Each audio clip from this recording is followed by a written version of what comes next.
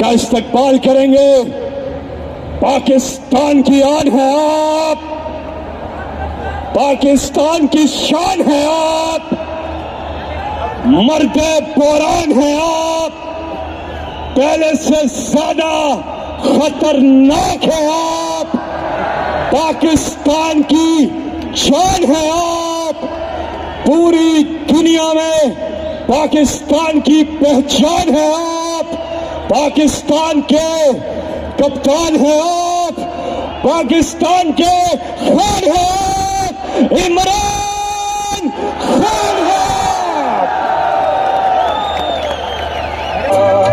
मेरे महबूब वैया का नस्ताइन बैठा सारे बैठ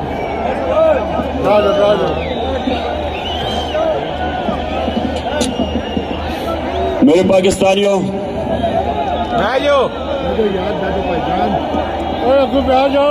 पहले तो मैं आप सबसे माजरत चाहता हूं कि आपको इतनी देर इंतजार करवानी पड़ी। उसकी वजह थी कि मुझे रास्ते से, सड़कों से काफिलों के पैगाम आ रहे थे कि अभी हम सड़कों पे फंसे हुए हैं, तो अपनी तकरीर जल्दी ना करना। तो मैं आपसे इसलिए माजरत चाहता हूं कि अभी भी कई लोग सड़कों के ऊपर फंसे हुए हैं और दूर से आए हैं कई, तो उसके लिए मैं माजरत चाहता हूं कि हमें आपको इंतजार करवानी पड़ी। अच्छा, आप मेरे पाकिस्तानियों, मैं जब लाहौर से निकल रहा था तो मुझे दो चीजें सब ने कही कि जी आपकी इस वक्त टांग की वो हालत नहीं है कि आप ट्रैवल कर सकें और मुश्किल है, गाड़ी में घुसना चढ़ना मुश्किल है इस वक्त, और इंशाल्लाह 3 महीने और लगेंगे जब तक ये ठीक नहीं होती। लेकिन दूसरी चीज भी कहते रहे और उससे भी ज्यादा लोग कि आपकी जान को खतरा है,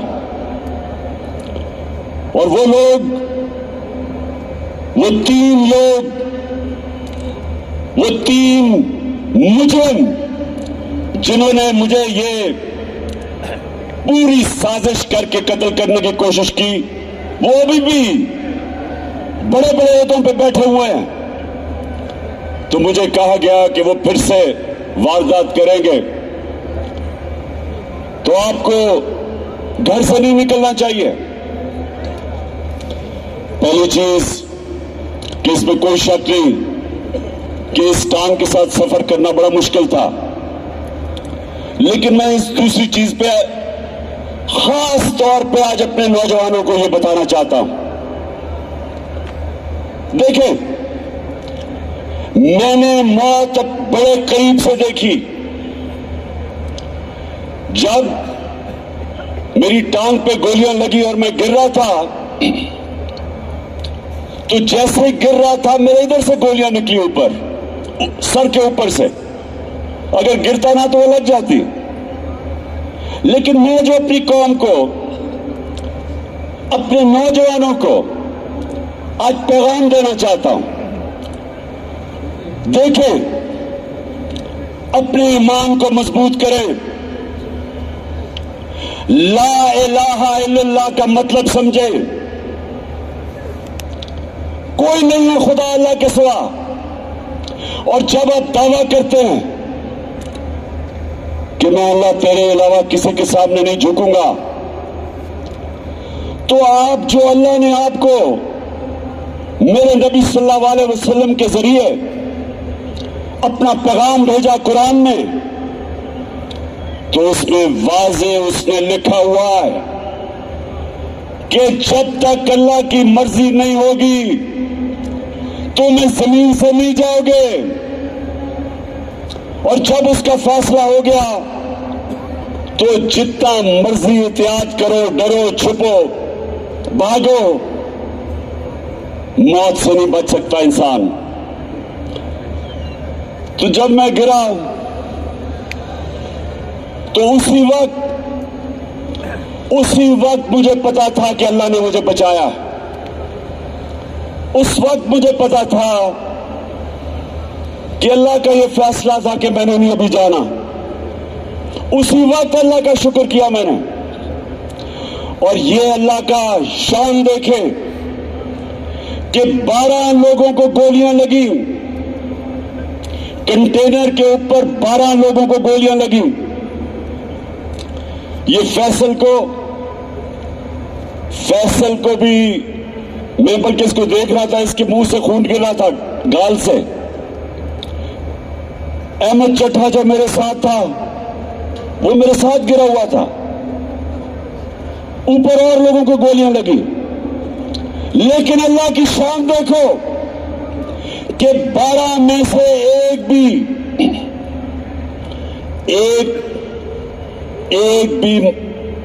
अल्लाह को प्यारा नहीं हुआ। सब बच गए। एक गार्ड को 6 गोलियां लगी। सब गोलियां ऐसी थी कि वो बच गया। मेरा जो गार्ड जाहिद था, हमारा इमरान इस्माइल जो सिंध के गवर्नर थे, 4 गोलियां उसके कपड़ों में से निकली, बच गया। तो मैं आज सारी कौम को, मैं सिर्फ आपको एक बताना चाहता हूं कि अगर आपने जिंदगी सही माने में जिंदगी गुजारनी है तो ये जो मौत का खौफ है इससे अपने आप को आजाद करें।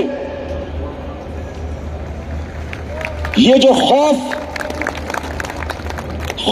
जो इंसान के ऊपर तारी होता है, बड़े इंसान को छोटा सा इंसान बना देता है। खौफ एक कौम को गुलाम बना देती है। ये जो मरने का डर है,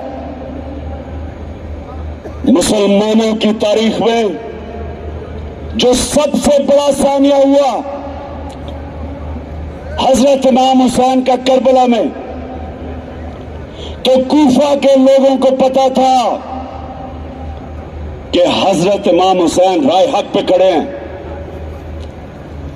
लेकिन यजीद का खौफ था, उसके जुल्म का खौफ था, नहीं मदद करने के लिए आए। और मुसलमानों की तारीख का सबसे बड़ा ट्रेजेडी सानिया हुआ। और ये जो खौफ है ये इंसानों को गुलाम बनाता है। जिल्लत का खौफ कि जी मुझे जलील कर देंगे। मुझे पिछले 7 महीने में, बल्कि मेरे 26 साल की सियासत में कितनी उन्होंने कोशिश की मुझे जलील करने की, हर किस्म की किरदार कुशी की, कोई मौका नहीं छोड़ा कि किसी तरह इमरान खान को हम जलील करें, क्योंकि यह हमें चोर कहता है। और आज आप सब सामने, मेरे सामने इस तादाद में पब्लिक, कितने वजीर आजम आए और गए, किसके लिए कौम निकली ऐसे जो आज आप मेरे लिए निकले। इससे क्या साबित होता है कि इज्जत अल्लाह के हाथ में है, कोई आपको जलील नहीं कर सकता। और खास तौर पे तीसरी चीज जो रिस्क, कितने ताकत में बैठे हुए लोग अपने नीचे जो तनख्वाहदार होते हैं उनसे गलत काम करवाते हैं, और वो गलत काम करते हैं अपनी नौकरियां बचाने के लिए, क्योंकि उनका ईमान नहीं कि अल्लाह के हाथ में रिस्क है। अल्लाह ने ये 3 चीजें इसलिए अपने पास रखी हैं कि वो आपको आजाद करना चाहता था। जो ला इलाहा इल्लल्लाह है, जब तक आपके दिल में इसका मतलब नहीं आएगा, ये आपको आजाद नहीं करेगा। और सिर्फ आजाद इंसान बड़े काम करते हैं। आजाद मुल्क ऊपर परवाज करते हैं। गुलाम सिर्फ अच्छी गुलामी करते हैं, गुलाम की परवाज नहीं होती, सिर्फ आजाद इंसानों की परवाज होती है। मैं इसलिए आया, मुझे मौत की तो फिक्र नहीं थी, फिक्र ये थी जो मेरी टांग का मसला है, इससे मुझे मुश्किलें डाली चढ़ने में उतरने में। लेकिन मैं आया इसलिए कि मेरे पाकिस्तानियों, आप आज एक डिफाइनिंग मोमेंट पे खड़े हो। आज आप क्रॉस रोड्स पे खड़े हो, फैसला कुन वक्त पे खड़े हो। आज आपके सामने दो रास्ते हैं। आज मेरी कौम, आपके सामने दो रास्ते हैं। जब नमाज में अल्लाह से हम कहते हैं कि अल्लाह, एक ही चीज मांगते हैं अल्लाह से 5 वक्त की नमाज में कि अल्लाह उनके रास्ते पे लगा जिनको तूने नेमतें बख्शी, उनके रास्ते पे ना लगा जो तबाही के रास्ते पे निकल गए। पाकिस्तानियों, आप भी उधर खड़े हैं। एक तरफ नेमतों का रास्ता है, आपकी अजमत का रास्ता है, दूसरी तरफ आपकी तबाही का रास्ता है, गुलामी का रास्ता है, जिल्लत का रास्ता है। मौलाना रूमी, उसने बड़ी एक ऐसी बात की जो मुझे कभी नहीं भूली। उसने कहा कि जब अल्लाह ने तुम्हें पर दिए उड़ने के लिए, क्यों चूंटियों की तरह जमीन पर रेंग रहे हो? पाकिस्तानियों, अल्लाह ने हमें पर दिए। हमारा मुस्तकबिल यह नहीं है कि हम चूंटियों की तरह रेंगे।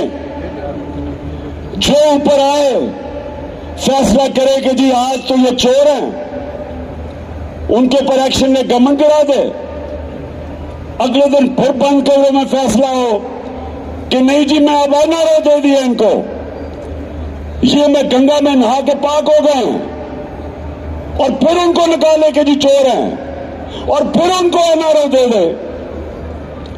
और कौम अगर इस चीज को, अगर हम इन चीजों को, इस जुल्म को, इस नाइंसाफी को अगर कौम तस्लीम करती है, तो वो कौम के अंदर और भेड़ बकरियों में, गाय भैंसों में कोई फर्क नहीं है। इंसान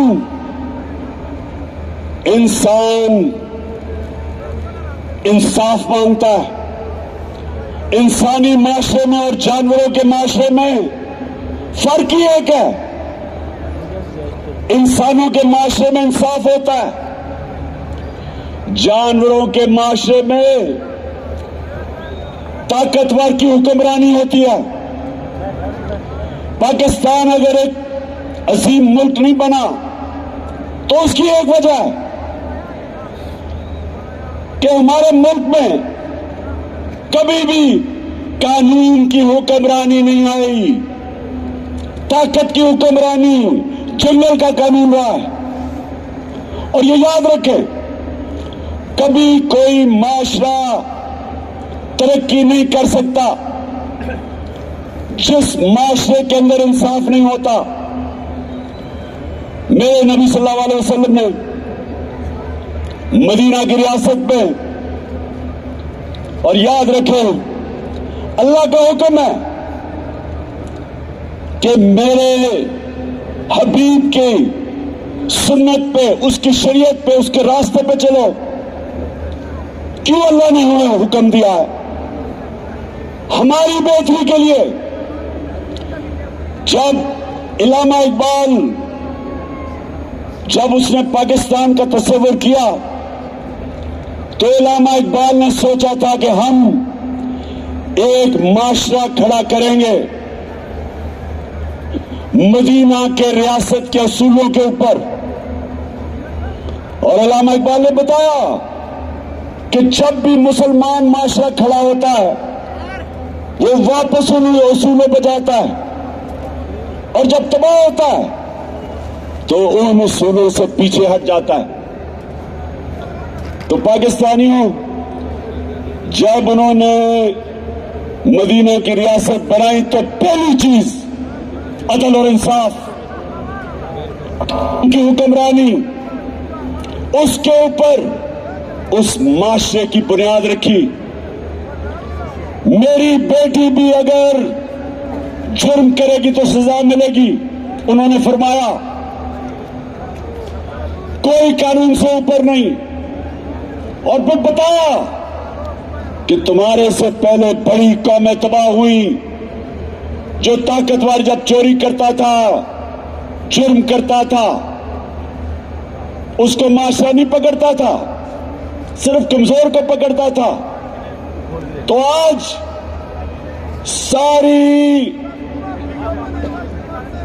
सारी दुनिया में आप चले जाएं, सारे गरीब मुल्क देख लें। मुझे मौका मिला दुनिया में गरीब तरीन मुल्क देखने का और अमीर तरीन।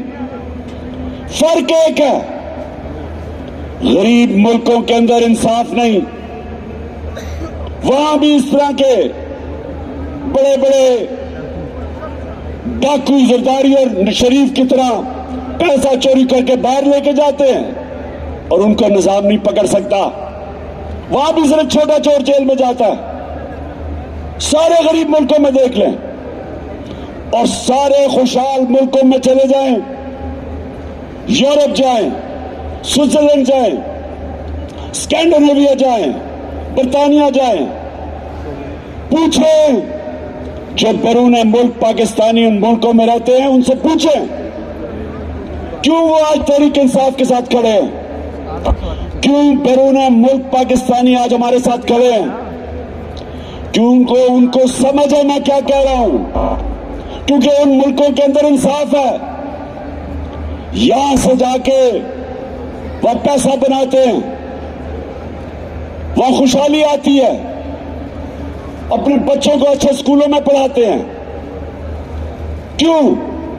क्योंकि उनके मुल्क में इंसाफ है, मेहनत का फल मिलता है, उनके हुकूक की तहफ़्फ़ुज़ है, उनकी अदालतें इंसानों के अंदर इंसाफ करती हैं, इसलिए वह खुशहाली है। और गरीब मुल्कों के अंदर, हर गरीब मुल्क अब चले जाएं, उनके बड़े बड़े वजीर आजम, उनके सदर मुल्क से पैसा चोरी करके बाहर ले जाते हैं। हर साल 1700 अरब रुपया गरीब मुल्कों का चोरी करके, उनके ही साहिब इख्तियार चोरी करके अमीर मुल्कों में ऑफशोर अकाउंट्स में ले जाते हैं। गरीब गरीब होता जा रहा है, अमीर मुल्क अमीर होते जा रहे हैं। तो पाकिस्तान अगर आज इन हालात में है, इसकी ये वजह नहीं कि वसाइल की कमी है, इसकी वजह ये कि हमने शुरू से ही कानून की हुक्मरानी नहीं की। मार्शल लॉ आता था तो वो कानून तोड़ के आता था, ताकत की हुक्मरानी थी, वो कानून से ऊपर थे। लेकिन ये जो दो खानदान जिन्होंने 30 साल इस मुल्क पे हुकूमत की, इन्होंने भी कभी मुल्क के इदारों को मजबूत नहीं होने दिया।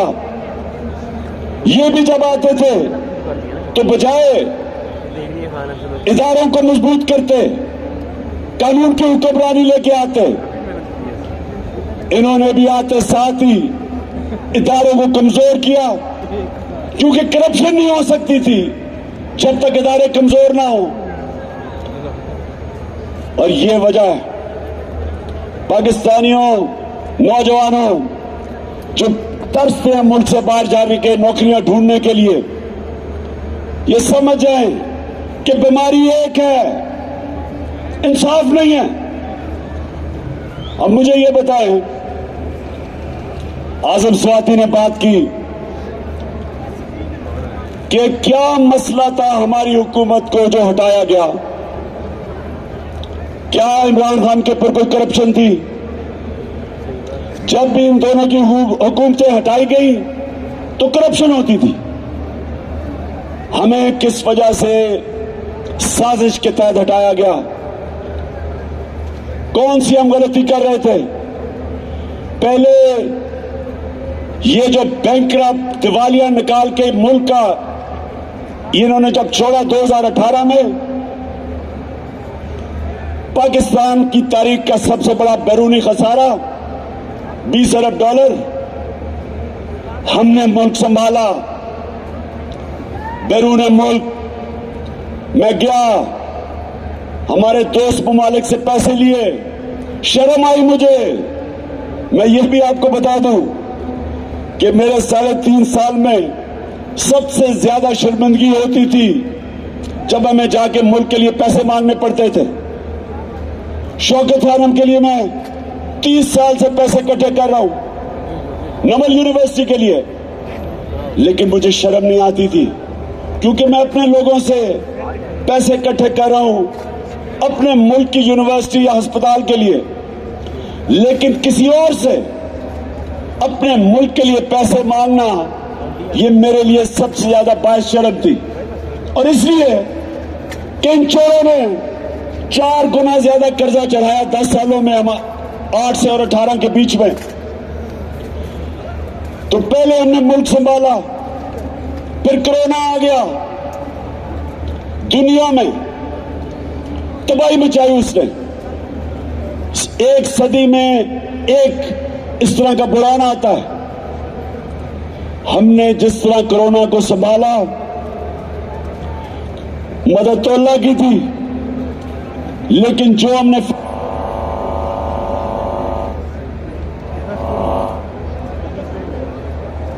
सबने तनकीद की, ये सारी ऑपोजिशन तब जब थी, सबने कहा कि मुल्क को बंद कर दो, नहीं तो फैल जाएगी।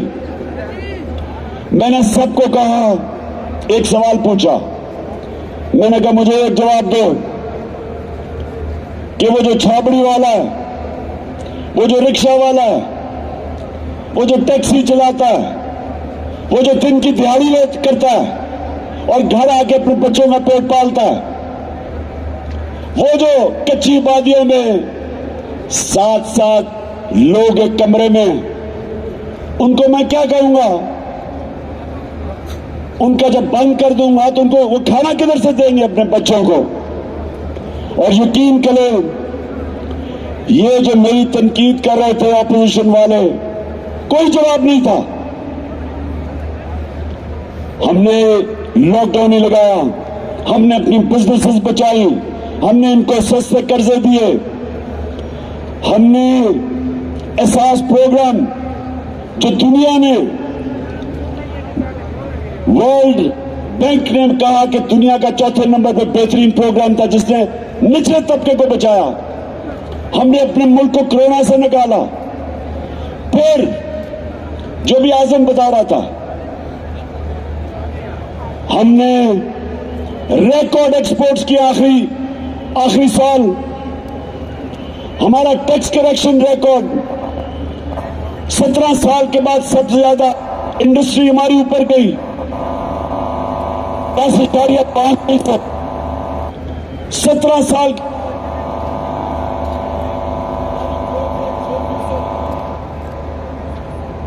या 7, तो हमने तो मुल्क को उठा दिया था, हमने तो उस्तादों को उठा दिया था। आज पूछे कि जितना पैसा किसानों ने हमारे दौर बनाया, उन्होंने अपनी पैदावार पे लगाया, रिकॉर्ड फसलें हुई, 4.5% पे हमारी ज़राअत ऊपर आई 17 साल के बाद, तो मुल्क तो ऊपर जा रहा था। हमने हेल्थ कार्ड ले, पहली दफा पाकिस्तान की तारीख में एक हुकूमत आम आदमी का सोचा कि हर घराने के पास 10 लाख इंश्योरेंस हो, किसी भी अस्पताल में जाके गरीब खानदान इलाज करवा सके। पहली दफा गरीबों ने प्राइवेट हॉस्पिटलों में इलाज करवाए अपने हेल्थ कार्ड की वजह से। और हमने 50 साल के बाद पाकिस्तान में डैम्स बनानी शुरू की। 3 बड़ी डैम्स बन रही हैं। अब पता नहीं उनके क्या हालात है। पहली पाकिस्तान की जमात जिसने मौसम की तब्दीली के ऊपर काम किया, 10 अरब दरख्त उगाने का प्रोजेक्ट किया। तो मैं ये सवाल पूछता हूं आज कि क्या हमने जुर्म किया था कि बैरूनी साजिश के साथ मिलकर हमारी हुकूमत गिराई? और मैं एक जगह फेल हुआ हूं।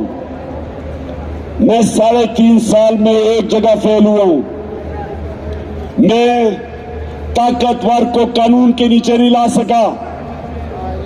जिन लोगों ने इस मुल्क को लूटा था, जिनके ऊपर करप्शन के केसेस थे, मैंने बड़ी कोशिश की, लेकिन नैब मेरे नीचे नहीं थी, वो एस्टेब्लिशमेंट के नीचे थी। नैब वाले मुझे कहते थे कि जी केस सारे तैयार हैं, लेकिन हुक्म नहीं आ रहा। जिनके पास कंट्रोल था वो हुक्म नहीं दे रहे थे। वो इन चोरों से बजाय इनको जेलों में डालने के डीलें कर रहे थे। मैंने हर मीटिंग के अंदर ये बात की कि जनाब, जब तक आप ताकतवर को कानून के नीचे नहीं लेके आएंगे, बड़े बड़े डाकुओं का एहतसाब नहीं करेंगे, या करप्शन खत्म नहीं होने लगी। तो मुझे बार बार जवाब आता था कि इमरान साहब, आप इकोनॉमी के ऊपर तवज्जो दें, इसको भूल जाएं, एहतसाब को। मुझे ये कहा क्या कई दफा कि अच्छा जी इनको छोड़े, एनआरओ दे दें, इनको नैब के अंदर कानून बदल दें। ये भी जिनके पास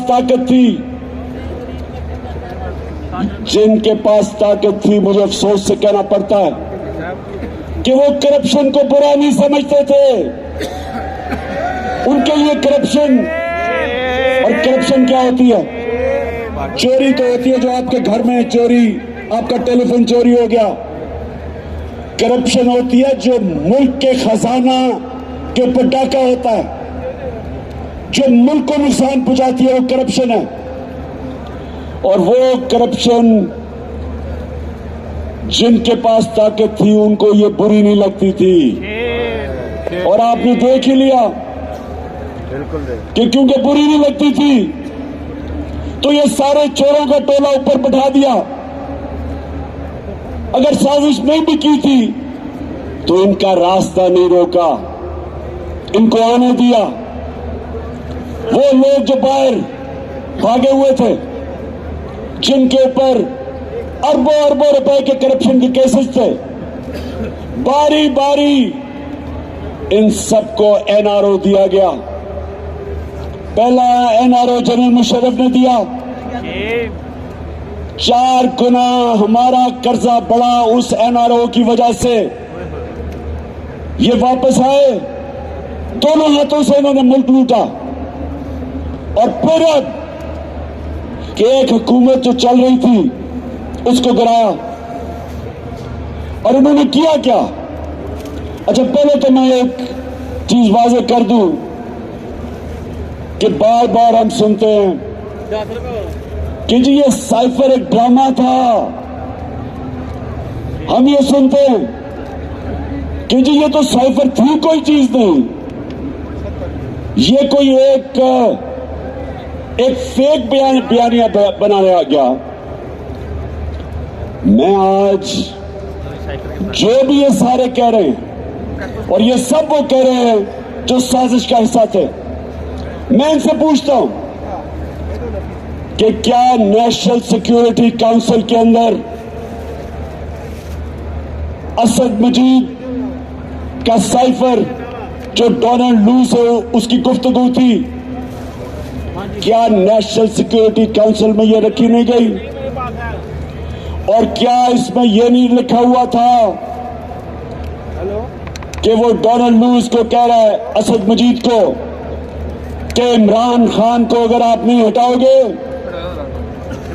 तो तुम्हारे मुल्क को मुश्किलात का सामना करना पड़ेगा, और अगर तुमने इसको हटा दिया तो हम सब कुछ माफ कर देंगे।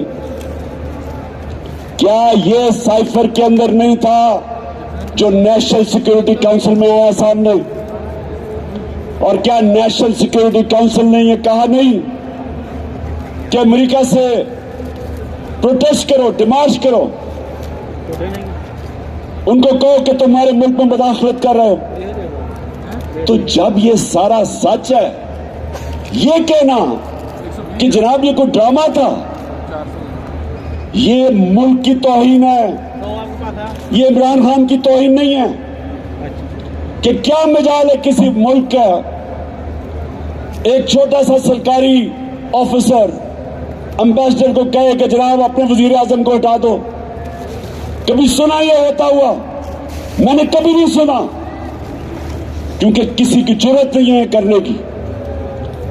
और फिर अब मैं आपको बताऊं कि जब से ये इंपोर्टेड हुकूमत आई है, मुल्क से हुआ क्या? अच्छा जी, अब जरा ये थोड़ा सा आपके सामने मैं आदाद और शुमार लेके आ रहा हूं कि किधर पाकिस्तान था मार्च में जब अदम एतमाद की इन्होंने टेबल किया असेंबली में, और किधर आज है 7 महीने में जो पाकिस्तान हुआ, जो इससे हुआ, वो मैं आपके सामने रखता हूं। फिर से मैं आपको बता दूं कि 5.7 2021 में पाकिस्तान बढ़ा था आगे, और 6% 22 में बढ़ा था। 17 साल के बाद ये पाकिस्तान सबसे तेजी से हमारी इकोनॉमी आगे बढ़ रही थी।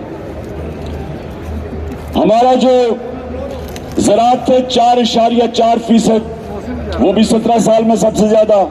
इंडस्ट्री 10.7%, और लार्ज स्केल मैन्युफैक्चरिंग 7.2, ये भी 17 साल में सबसे ज्यादा। हमारी एक्सपोर्ट्स 32 अरब रिकॉर्ड, रिमिटेंसेस 31 अरब रिकॉर्ड, हमारे टैक्स 6,1500 अरब रुपया ऑल टाइम रिकॉर्ड। और जो महंगाई थी हमारे दौर पे, जिसको कहते हैं कंज्यूमर प्राइस इंडेक्स CPI, वो 12.2 था, और सेंसिटिव प्राइस इंडेक्स जो महंगाई थी वो 14% थी। अब जब से ये आए इनकी SPI हमारे दौर में थी 14%, इनके दौर गई है 45%। 50 साल में सबसे ज्यादा महंगाई 7, और जो CPI है वो 27%, हमारे दौर में 12% थी।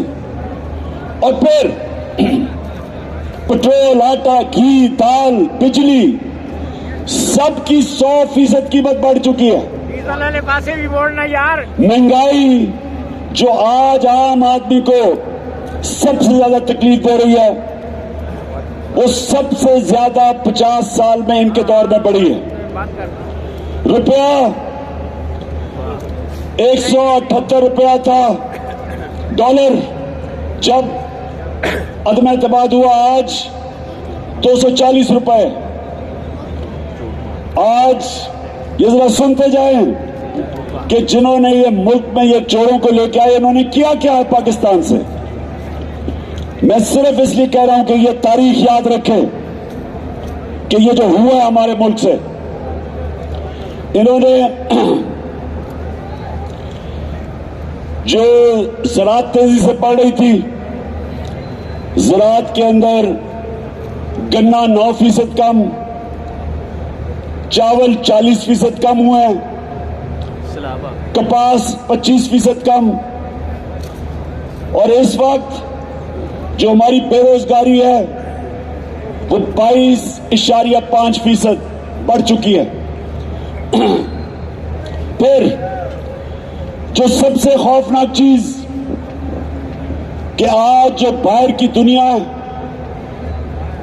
उसके मुताबिक पाकिस्तान अपने कर्जे क्या वापस कर सकता है, उसकी रिस्क क्या है, आज 100% से ज्यादा बढ़ गई है। जब हम गए थे तो 5% थी। तो आज बैरूनी दुनिया ने, मार्केट्स ने पाकिस्तान के ऊपर अदम एतमाद किया। 88% पाकिस्तान के जो इन्वेस्टर हैं वो समझते हैं कि हुकूमत के ऊपर उनको कोई एतमाद नहीं। तो मैं फिर से पूछता हूं कि माशरत नीचे हमारी जमहूरियत, अपोजिशन ही खत्म हो गई। जो हमारा लोटा था वो अपोजिशन लीडर बन गया, वो नून के टिकट पर लड़ेगा तो असेंबली भी खत्म।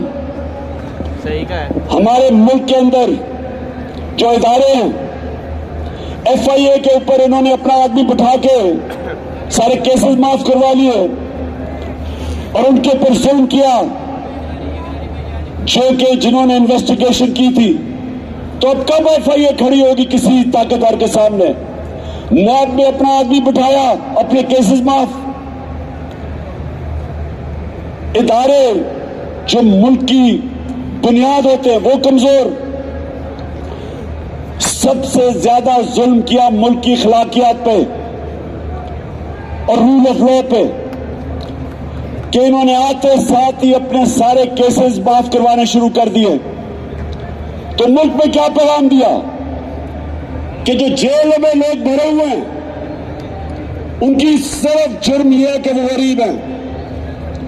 ताकतवर सारे बड़े बड़े डाकू बचते जा रहे हैं। मुझे ये बताएं कि इस मुल्क का अब क्या मुस्तकबिल होगा। मैंने जो आज आपको सबको यहां बुलाया, मेरा मकसद आपको यह समझाना है कि हम दो रास्ते पे खड़े हो गए हैं। हम अगर अब चुप करके इस जुल्म और नाइंसाफी को तस्लीम करेंगे, आगे तबाही है। क्योंकि मेरे नबी सल्लल्लाहु अलैहि वसल्लम ने पहले कह दिया था कि जब ताकतवर कोई मुल्क का निजाम, इंसाफ का निजाम नहीं पकड़ता और सिर्फ कमजोरों को पकड़ता, तबाह हो जाता वो मुल्क। तो तबाही के सामने ये देखें कि रूल ऑफ लॉ तो आज खत्म हो गया ना पाकिस्तान में, और फिर जो अखलाकियात का कत्ल हुआ, अमर बिल मारूफ, हुक्म अल्लाह का कि अच्छाई के साथ खड़े और बुराई के खिलाफ, तो आज अमर बिल मारूफ तो इन्होंने खत्म कर दिया, बुरों को ऊपर आके बैठा दिया। तो मैंने आपके सामने सिर्फ ये चीजें इसलिए रखी कि आपको सबको अंदाजा हो कि एक हुकूमत जो चल रही थी, जिधर उम्मीद थी लोगों को, नौजवानों को, उस हुकूमत को हटा के इन चोरों के टोलों को ऊपर बैठा दिया। और उसके बाद इन्होंने क्या किया? इन्होंने हमारे ऊपर जिस तरह का जुल्म किया, 25 मई को हमारे सारे इंसानी हुकूक, फंडामेंटल राइट्स, उसकी खिलाफ वर्जी की।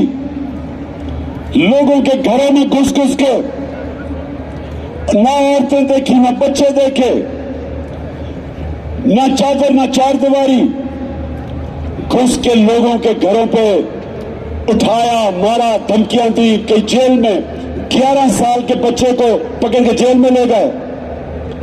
और मैं अभी मिला मेजर साहब से, मेजर साजिद बुखारी को भी मुझे वो और उनका बेटा मिलने आया। कहता हमारे घर में 3 बजे एकदम बाहर से दरवाजा तोड़ने की कोशिश हुई और कहता अंदर आने हमें धमकियां दी और अंदर कहते दरवाजा खोलो। उसने कहा, मैंने उनको कहा कि पहले वारंट दिखाओ, कौन हो तुम? उसके बीवी बच्चे थे, उसको क्या पता कि 3 बजे कौन आदमी आ रहा है? उसे क्या पता वो कौन था? और उसने अपने सेल्फ डिफेंस में जब फायर किया तो कहता इन्होंने मुझे और मेरे बेटे पे जो पुलिस में तशद्दुद किया, वो बेटा जिसका कसूर ही नहीं था, कहता मैंने तस्लीम किया कि मैंने गोली मारी है। उसके बावजूद 5 महीने मेरे बेटे को इन्होंने जेल में जो तशद्दुद किया, उससे जो जुल्म किया, वो कहता बेटा मुझे कहता मैं हमेशा के लिए बदल गया हूं। हमारी 70 साला पीटीआई की खातून उसको रात के 3 बजे उठा के जेल में ले गए। मैं सवाल पूछता हूं, जिनकी जिम्मेदारी है हमारे फंडामेंटल राइट्स की हिफाजत करना, सोए हुए थे, किसी ने कुछ नहीं किया। उसके बाद जो मजीद और जुल्म हुआ, जब एक खास आदमी इस्लामाबाद आया जिसको मैं डैडी हैरी कहता हूं, उसने जो जुल्म शुरू किया, उसके दौर में जो जुल्म हुआ, सहाफियों को धमकियां, उनको मार रहे हैं, एयाज अमीर जैसे दानिश्वर को, समी इब्राहिम, इमरान रियाज, मुल्क से बाहर चला गया साबर शाकर, मोहित पीरजादा, और फिर जो और अरशद शरीफ से किया, ये कभी पाकिस्तान में हमने ऐसा नहीं देखा। जुल्म किया, डराया धमकाया। कसूर उनका क्या था कि वो इमरान खान का मौकफ मीडिया के ऊपर लेके आ रहे थे। खौफ फैलाया गया कि और कोई ना कुछ करे, बाकी लोग डरे। मीडिया हाउसेस बंद किए, उनको धमकियां दी। सोशल मीडिया के बच्चों को पकड़ा, उनको घर से उठा के ले जाते थे, मार फेंटा लगा के घर वापस ले आए। नदीम गुजरावाला से मुझे नौजवान मिला,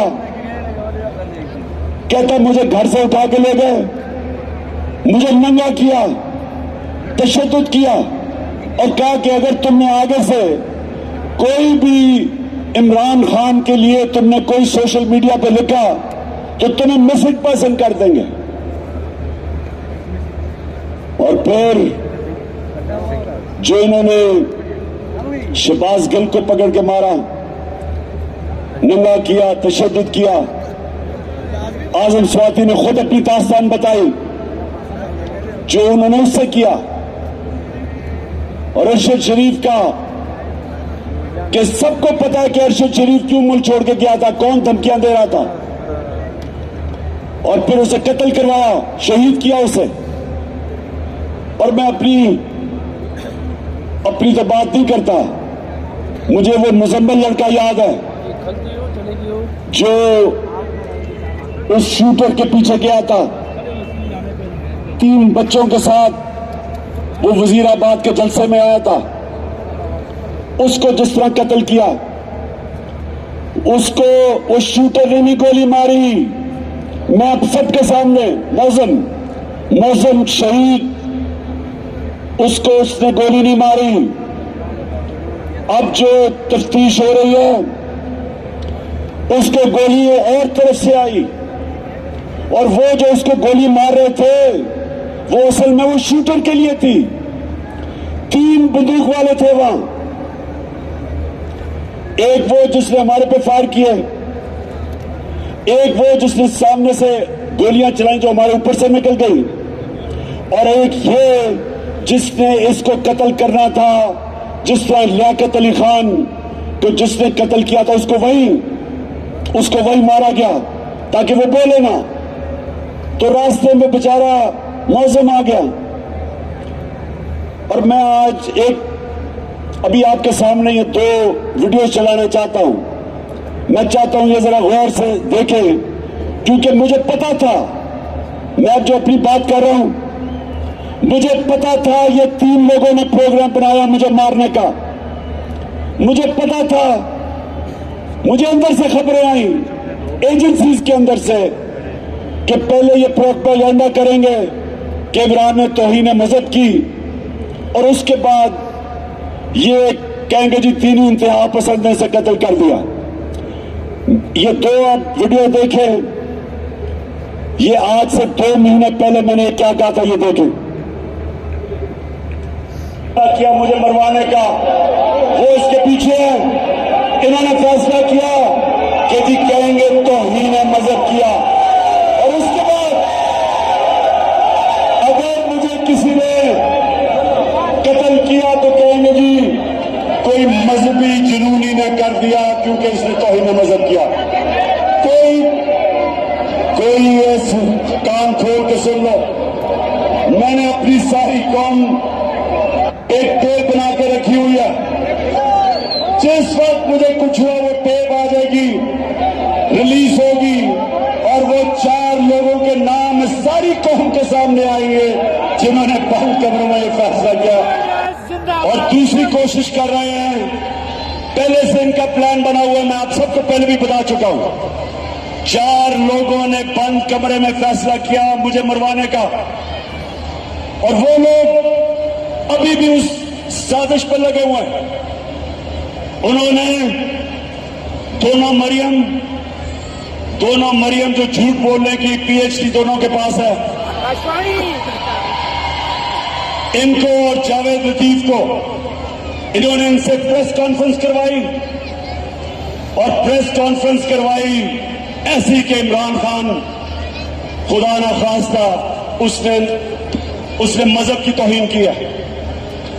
और फिर इनकी कोशिश है कि इसकी वजह से अगर कोई भी मेरे ऊपर वारदात हो तो कहेंगे जी मजहबी जुनूनी ने कर दिया, कहेंगे कि जी कोई दीनी इंतहा पसंद है इसको मार दिया।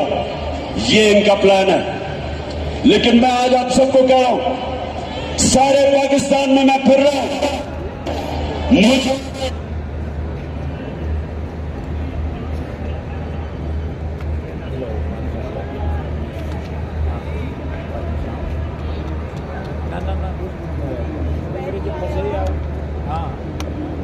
तो मैं ये आपको आज इसलिए दिखाई कि प्लान का मुझे पहले पता था। क्यों करना चाहते थे? क्योंकि उन्होंने समझा था कि जब तहरीक इंसाफ की हुकूमत गिराई थी तो एकदम लोग भूल जाएंगे, पार्टी टूट जाएगी। इनके ज़हन में भी नहीं था कि एक बाशऊर पाकिस्तानी पब्लिक बजाय तहरीक इंसाफ को भूलने के लिए उस कौम हमारे साथ आके खड़ी हो गई। और जितने जितने इनकी शक्लें देखते रहे इन चोरों की, और ज्यादा लोग हमारे साथ आ गए। और फिर जो इन्होंने माशरत की तबाही की, उससे और मजबूत हो गई पार्टी। और उसके बाद जो इलेक्शन हुए, सारे इलेक्शनों में लोगों ने बार बार पैगाम दिया कि इन्होंने ये इंपोर्टेड हुकूमत उनके लिए मंजूर नहीं है। बार बार कौम ने पैगाम दिया, लेकिन बजाय अवाम की आवाज सुनने के हमारे ऊपर तशद्दुद शुरू हो गया। यानी वो पाकिस्तान की सबसे बड़ी जो सियासी जमात, उसको हर किस्म का हरबा इस्तेमाल किया गया, हमें डराने, धमकाने, तोड़ने, तशद्दुद करने पे। मैं आपको बताऊं, 50 साल से पाकिस्तान कौम मुझे जानती है, 50 साल से मुझे जानती है पाकिस्तानी कौम। मैंने कभी इस तरह नहीं मुझे एहसास हुआ अपने मुल्क में रहते हुए कि पिछले 7 महीने में मुझे ऐसा लगा कि मैं शायद कोई मुल्क दुश्मन हूं या मैं कोई मुजरिम हूं। जिस तरह इन्होंने मेरे ऊपर FIR काटी, मेरे ऊपर इन्होंने दहशतगर्दी का केस लिया है, मुझे पकड़ने आए, अवाम खड़ी हो गई। इन्होंने जिस तरह मेरे कारकुनों के ऊपर केसेस बनाए, इन्होंने पूरा जोर लगाया इलेक्शन में हराने का। इलेक्शन कमीशन साथ मिला हुआ था, एस्टेब्लिशमेंट इनके साथ थी, उसके बावजूद अवाम ने फिर से पैगाम दिया। दूसरी दफा जब बाई इलेक्शन हुआ, अवाम ने पैगाम दिया कि वो हमारे साथ, इन चोरों के साथ नहीं है। लेकिन मुझे अफसोस से कहना पड़ता है, मुझे अफसोस से कहना पड़ता है कि हमारे इदारे क्यों नहीं पुरानी गलतियों से सीखते। एक मुल्क और एक इंसान एक तब करता है जब अपनी गलतियों से सीखे। ईस्ट पाकिस्तान में क्या हुआ था मुझे याद है। मैं वो आखिरी हमारा जहाज आया था ढाका से, हम मैच खेलने गए थे अंडर 19 का, हो गया था। मुझे तो वो याद है कि ढाका में क्या तासुर था लोगों का। हमने उनसे इंसाफ नहीं किया। पाकिस्तान की सबसे बड़ी जमात से इंसाफ नहीं किया। हमने जोर से ताकत को इस्तेमाल करते हुए अपनी मनमानी की, मुल्क टूट गया। और हमने सीखा नहीं कि आज जो एक वाहिद पाकिस्तान की सबसे बड़ी सियासी जमात, फेडरल पार्टी, जो सारे पाकिस्तान को इकट्ठा रख सकती है, उसके ऊपर ये हरबे इस्तेमाल किए जा रहे हैं। हर मौका इस्तेमाल किया हमें कमजोर करने का। सबको, मीडिया हाउसेस को धमकियां दी गई कि हमें ना दिखाया जाए। ये जलसे के ऊपर जितनी हमें मुश्किलात पड़ी, कभी हमें हमारी अपनी पुलिस ना सुने। पंजाब में हमारी हुकूमत है, पुलिस बेबसी हुई है, हमारे साथ ताउन ना करे, कभी सुना? मैंने जब अपनी FIR कटवाने की कोशिश की, मुझे तो पता था वो टीम कौन है, मुझे तो पहले पता था। पंजाब में हमारी हुकूमत होते हुए मुल्क का एक्स प्राइम मिनिस्टर, सबसे बड़ी पार्टी का सरबरा, मैं अपनी FIR नहीं कटवा सका। पुलिस वाला कहता जी मुझे हटा के किसी और को बिठा दे, मैं नहीं साइन कर सकता। इतना खौफ है, इतना ताकतवर का खौफ है यहां। मेरे पाकिस्तानी मेरी सुनने बात, जिसकी वजह से आज मैं आपके पास पहुंचा हूं, और आसान नहीं था फिर भी इस टांग के साथ पहुंचना। लेकिन मैं आपको एक बात बताना चाहता हूं, देखिए, जब तक इस मुल्क के अंदर ताकतवर कानून के नीचे नहीं आएगा, जब तक इदारे जो आईन ने उनको लिमिट्स दी हुई हैं, दायरा दिया हुआ है, उस दायरे के अंदर रह के काम नहीं करेंगे, जब तक इदारे अपनी जिम्मेदारियां नहीं पूरी करेंगे, और मैं सब इदारों की बात कर रहा हूं, मैं अपनी अदलिया की बात कर रहा हूं, मैं अपनी मिलिट्री एस्टेब्लिशमेंट की बात कर रहा हूं, जो आपकी ये आज तनकीद नहीं कर रहा वो मुल्क का दुश्मन है। मेरा पाकिस्तान है और मेरी फौज है। मैं चाहता हूं कि मेरे मुल्क की एक मजबूत डिफेंस हो। मैं गुलामी, बार बार कहता हूं कि गुलामी से बेहतर मौत है। और अगर आपकी फौज मजबूत नहीं होगी आपकी अगर फौज मजबूत नहीं होगी तो मुसलमान दुनिया में देख लें क्या हालात है मुसलमान मुल्कों के आज। हमें तो फख्र है कि सारे मुसलमान मुल्कों में हमारी सबसे ताकतवर फौज है। तो जब मैं अपनी हत्या की, मैं वो पाकिस्तानी हूं जिसका जीना मरना पाकिस्तान में है। मैंने वो नहीं हूं जो अपने कारोबार और हुकूमत का सीजन लगाने के लिए पाकिस्तान आ जाते हैं या पैसा पूसा लूट के फिर बार भाग जाते हैं। सारा टब्बर बाहर बैठा हुआ है, अरबों अरबों रुपए की प्रॉपर्टीज में बैठा हुआ है। जब इनको मुश्किलें पड़ियां बाहर भाग जाते हैं। ये गैर मुल्की कब्जा ग्रुप है, ये सियासतदान नहीं है। मेरा जीना मरना इस मुल्क में है। मैं वो पाकिस्तानी हूं जो 20 साल बाहर रहा, क्रिकेट खेलने की वजह से बाहर अपना वक्त गुजारा। मेरा एक दफा कभी नहीं सोचा कि मेरा कोई घर है पाकिस्तान के अलावा। कभी मैंने तस्वीर नहीं किया था कि मैं कोई और पासपोर्ट ले लूं, क्योंकि मुझे हमेशा पता था कि ये मुल्क है जिधर मैं खुददारी से बोल सकता हूं। और मैं ये चाहता हूं कि ये मुल्क हकीकी तौर पे आजाद हो ताकि अपने ये मुकाम पे पहुंचे। मैं अपने आखिरी खून के तप्पे कतरे तक इस मुल्क के लिए लड़ूंगा।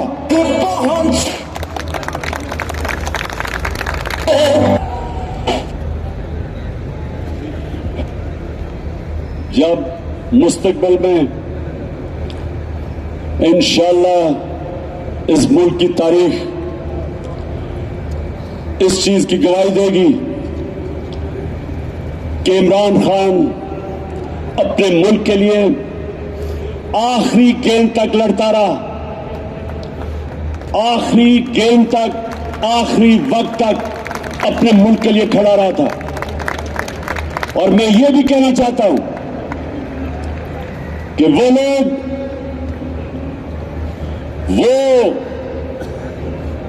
जिसने अपने अहसासों में बड़ा इजाफा किया और इंसानी हुकूक, पाकिस्तान की अवाम के हुकूक को रोंदा, पैरों के नीचे रोंदा।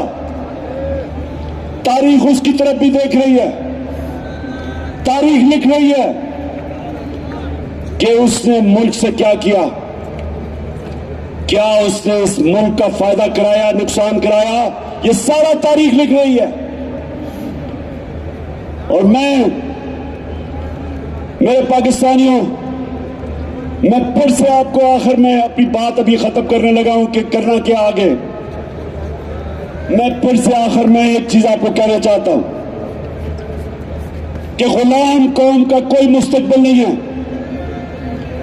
और आजादी कोई प्लेट में रख के नहीं देता, के लिए लड़ना पड़ता है।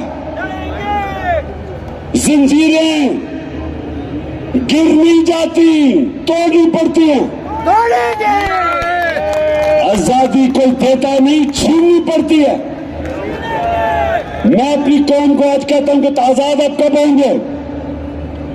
जब एक आम आदमी देहात में उसको ये थाना कचहरी पटवारी इस मुसीबतों से वो निकले। जिस मुल्क के जब इंसाफ होगा तो थाना कचहरी पटवारी की सियासत खत्म हो जाएगी। जब इंसाफ होगा तो कब्जा ग्रुप खत्म हो जाएंगे। क्यों नहीं ग्रुप? क्यों नहीं बरतानिया में कब्जा ग्रुप? क्यों नहीं अमेरिका में? क्योंकि वह कानून है। कानून कमजोर की हिफाजत करता है। यहां कमजोर को तो छोड़ो, मुल्क का जो वजीर आजम रह चुका वो FIR नहीं कटवा सका तो बेचारे आम आदमी की क्या हैसियत है?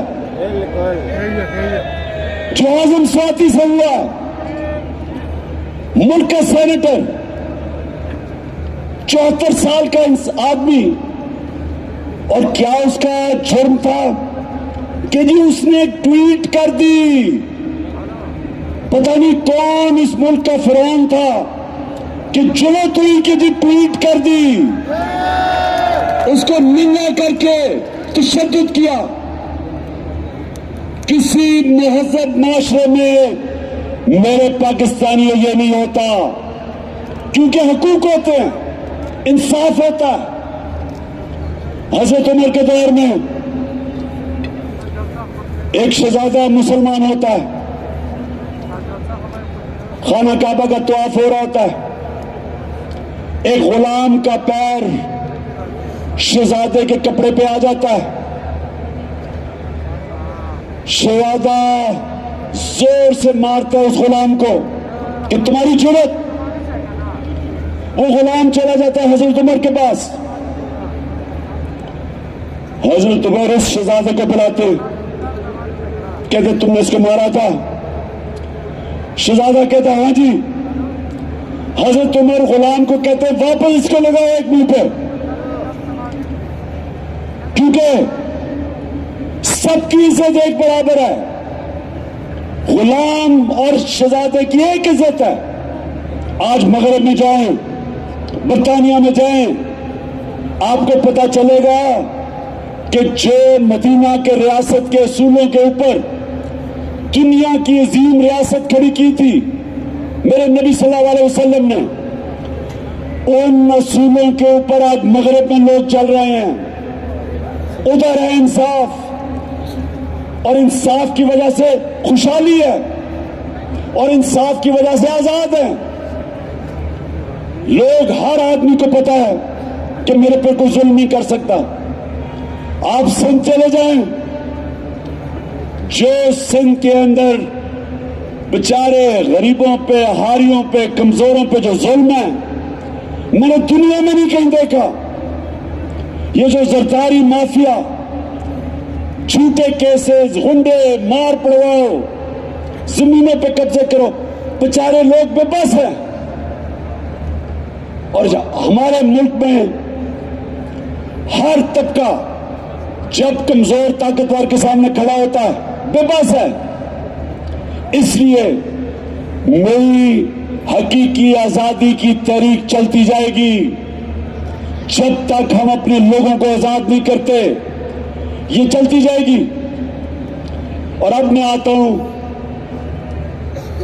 कि आज जो मैंने आप सबको बुलाया, हम ये जा रहे थे, एक तो हमारी आजादी, हकीकी आजादी की तहरीक चलती रहेगी। आज मैंने आप सबको यहां बुलाया था, ये जो मार्च हम करके आ रहे थे, हमने इस इंपोर्टेड हुकूमत को कहना था कि इलेक्शन करवाओ। एक पुरअमन एहतजाज आइन और कानून में रहते हुए हमने इनसे इलेक्शन मांगने थे, क्योंकि सारी कौम चाहती है इलेक्शन। गैलेप की सर्वे आई है कि 75% पाकिस्तानी इलेक्शन चाहते हैं। और जिस तरह हमारी माशत तेजी से गिर रही है, सिवाय इलेक्शन करवा के एक स्टेबल गवर्नमेंट आए, जब तक सियासी इस्तेकाम नहीं आएगा तो माशी इस्तेकाम तो आने नहीं लगा। तो इसलिए हम यहां आए थे कि इस हुकूमत पर प्रेशर डालें और इदारों पर प्रेशर डालें कि वो अपना रोल अदा करें कि इस वक्त जिधर पाकिस्तान खड़ा है, इलेक्शन के अलावा तो कोई रास्ता नहीं है। और इनको भी पता है, ये जो चोरों का टोला ऊपर बैठा है, इनको पता है कि इलेक्शन के अलावा ये अब मुल्क मजीद दलदल में फंसता जा रहा है। लेकिन मसला कुछ और है। वो जो लंदन में बैठा हुआ, जो वहां से बैठ के फैसले करता है, एक मुजरिम, वो डरा हुआ है। वो डरा हुआ इसलिए कि उसे पता है जब इलेक्शन होगा तो उन्होंने पिट जाना, तो वो इलेक्शन से भागा हुआ है। और उसको कोई फर्क नहीं पड़ता कि अगर पाकिस्तान का दिवालिया निकल जाए, क्योंकि उसके अरबों डॉलर बाहर पड़े हैं, ना ही आसिफ जरदारी को फर्क पड़ता है, इसके अरबों डॉलर बाहर पड़े हुए हैं, तो उनको तो कोई फर्क नहीं पड़ता। यहां मसला आएगा, ये बाहर भाग जाएंगे। मसला मेरी कौम का है। इस वक्त हमारी कौम दलदल में फंस रही है। मैंने आपको आदाद और शुमार दे दिए। मैशत तेजी से नीचे जा रही है, फैक्ट्रियां बंद हो रही हैं, बेरोजगारी बढ़ रही है, 50 साल में सबसे ज्यादा महंगाई है, किसान पिटा हुआ है, डीजल की कीमत, बिजली की कीमत, खादों की कीमत, वो किसान गुजारा ही नहीं कर सकता, उसकी पैदावार गिर रही है, कर्जे बढ़ते जा रहे हैं, रेमिटेंसेस गिर रही हैं, बाहर से जो पाकिस्तानी पैसे भेजते हैं वो कम हो रहे हैं, एक्सपोर्ट्स गिर रही हैं। और जब इंडस्ट्री बंद हो रही है तो सवाल ये है कि उनके पास रोड मैप क्या है? कोई रोड मैप नहीं है। मैं आज यहां इसलिए इनके ऊपर प्रेशर डालने आया था, इनको ये बताने के लिए कि आपके पास कोई रास्ता नहीं है सिवाय इलेक्शंस का। और मैं सारे पाकिस्तान के जो फैसला, बड़े बड़े ताकतवर फैसला करने वाले इदारे हैं, उनको भी बता रहा हूं कि ये तो मुल्क डूब रहा है। ये मुल्क अगर डिफॉल्ट की तरफ चला गया तो हमारे पास तो वो हालात हो जाएंगे कि जब आपकी इकोनॉमिक सिक्योरिटी गिरती है तो मुल्क की नेशनल सिक्योरिटी नीचे चली जाती है। इकोनॉमिक सिक्योरिटी जब सोवियत यूनियन की गिरी तो मुल्क टूट गया, सोवियत यूनियन टूट गया, तो हम तो आज उधर जा रहे हैं। तो मैं ये अपनी इलेक्शन या पॉलिटिक्स के लिए नहीं आया। इलेक्शन तो इंशाल्लाह जब 9 महीने के बाद भी होंगे। हाँ, जीतना तो हमने है, ये तो अब कभी जीत ही नहीं सकते। जीतना तो हमने है, लेकिन मुल्क की जरूरत आज इलेक्शन करवाना है, इसको बचाने के लिए। मैं आज फैसला किया था कि मैं अपनी कौम को क्या कहूंगा। क्या हम सीधा इस्लामाबाद निकल जाएं? इस्लामाबाद कभी भी जो आवाम का समुंदर है, लोग तो अभी भी सड़कों के ऊपर फंसे हुए हैं। एक हमने फैसला करना इस्लामाबाद जाना, तो मैं आपको यकीन दिलाता हूं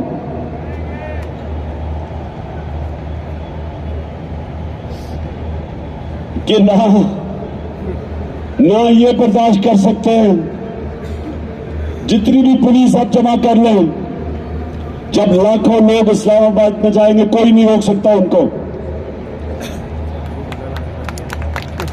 लेकिन मेरे पाकिस्तानियों, मेरी जितनी भी 26 साल की सियासत है वो मैंने आइन और कानून के बीच में किया।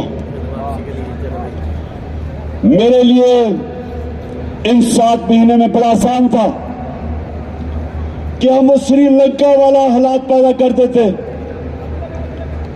हमने 65 जलसे किए, कभी पाकिस्तान के जलसे में इतने लोग नहीं आए, लेकिन पब्लिक आती थी और पुरअमन तरीके से ये बताते हुए कि हम इन चोरों को कबूल नहीं करेंगे, फिर पुरअमन तरीके से वापस चली जाती थी। मेरी पूरी कोशिश रही कि मैं किसी किस्म का इंतशार अपने मुल्क में ना पैदा करूं, क्योंकि वैसे ही माशी हालात बुरे हैं। अगर यहां तोड़ फोड़ शुरू हो गई, सबके हाथ से गेम निकल जाएगी। 25 मई को जब इन्होंने हमारे ऊपर तशद्दुद किया और जब 26 की सुबह मैं इस्लामाबाद पहुंचा तो मुझे पता था कि अगले दिन इंतशार होगा। मैंने सिर्फ इसलिए अपनी मार्च कैंसिल की कि मुझे पता था कि अगर हम इस्लामाबाद धरने देने का फैसला कर लें तो अगले दिन तबाही होनी थी, खून होना था। इसलिए मैंने वो मार्च कैंसिल की। आज मैं इसलिए फैसला कर रहा हूं कि वहां नहीं जाना, क्योंकि मुझे पता है तबाही मचेगी, नुकसान मेरे मुल्क को होगा। लेकिन जो मैंने फैसला किया अब ये कि हमने अब इस निजाम का हिस्सा नहीं रहना। मैं अपनी सारी चीफ मिनिस्टर्स, अपनी पार्लियामेंट्री पार्टी से मिलूंगा और हमने फैसला किया है कि हम सारी असेंबलियों से निकलने लगे हैं।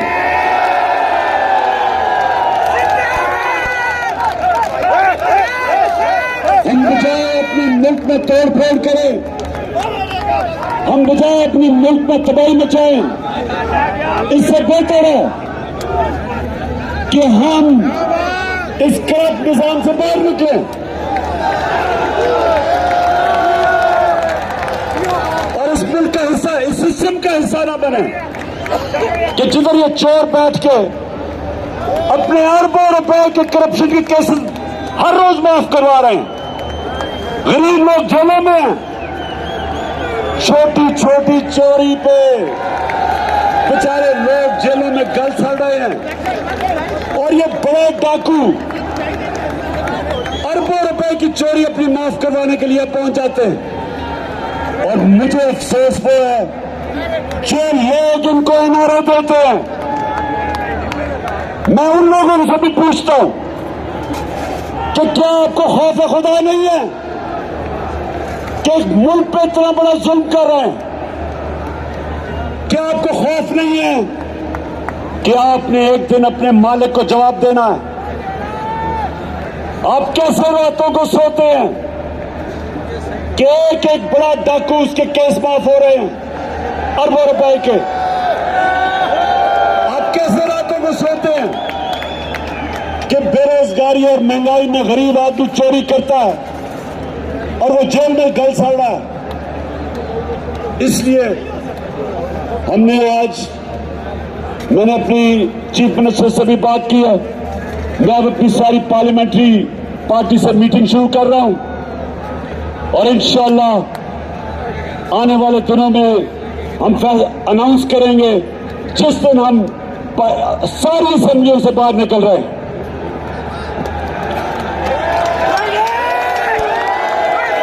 आखिर में मैं आप सबका शुक्रिया अदा करता हूं, जिस तादाद में आप यहाँ आए, जितनी मुश्किलों से आप आए, मैं आपका शुक्रिया अदा करता हूं। आपने मेरी हौसला अफजाई की, आपका शुक्रिया अदा करता हूं। और मैं आखिर में कभी ना भूलना, पाकिस्तान का पहला एक आपने आखिर में ये वोट लेनी है, हल्फ लेना है, लेकिन ये भूलना ना कि आप एक अजीम कौम है, जैसी रियासत बन सकता है, आपका एक अजीम मुकद्दर है। नहीं बनाए जो और इंशाअल्लाह इमरान भी नहीं ये मैं जद्दोजहद इसलिए कर रहा हूं कि मेरा ईमान है कि अल्लाह एक दिन हमारे मुल्क पर करम करेगा और वो तब करेगा जब ये कौम फैसला करेगी। अरशद शरीफ जो कुरान में लिखा हुआ है कि मैं कभी किसी कौम की हालत नहीं बदलता जब तक वो कौम खुद अपनी हालत बदलने की कोशिश ना करे। और इंशाअल्लाह वो मेरी कौम तैयार है अपनी हालत बदलने के लिए। अब ये हल्फ ले, बिस्मिल्लाहिर्रहमानिर्रहीम, हाथ उठा ले, हाथ उठा ले, माइक दे दे बॉस को। हाथ उठा के इमरान खान साहब के साथ हम हल्फ उठाएंगे। मैं यहां से पढ़ूंगा, आपने रिपीट करना है। बिस्मिल्लाहिर्रहमानिर्रहीम, बिस्मिल्लाहिर्रहमानिर्रहीम। हम हल्फ उठाते हैं, हम हल्फ उठाते हैं कि हम पाकिस्तान के आइन की हमेशा पासदारी करेंगे, हमेशा पासदारी करेंगे। हम हकीकी आजादी के इस जिहाद में इमरान खान के साथ इंशाअल्लाह मेरे साथ आखिर तक जदोजहद करेंगे कि हम कभी भी अल्लाह के सिवा किसी के सामने नहीं झुकेंगे और हम हर किस्म की कुर्बानी के लिए तैयार रहेंगे। अल्लाह हम सबका हामी और नासिर हो। आमीन। पाकिस्तान